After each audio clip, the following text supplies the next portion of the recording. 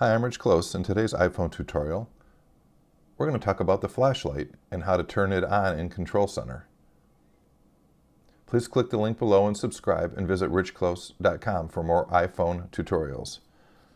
Okay, the flashlight. So just a reminder, right?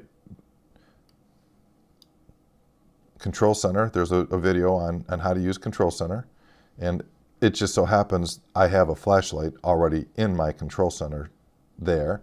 To turn it on and off, I just touch the flashlight, the light comes on, turn it off, the light goes off.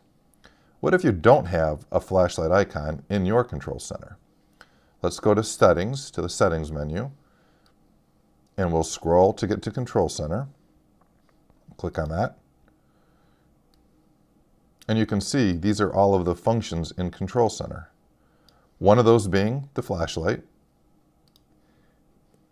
I'm going to remove it from my Control Center just to give you some idea. Yours would be down at the bottom of the screen here. These are all the items you can add to Control Center. Obviously the items with the minus sign, these are actually already showing in your included controls in Control Center. So now find the flashlight at the bottom, hit the plus sign, and then it adds it to the controls now in Control Center. And you can grab the three bars to the right and slide up where you want that to be located in your Control Center menu. And I'm going to slide it all the way back up to the top where I had it.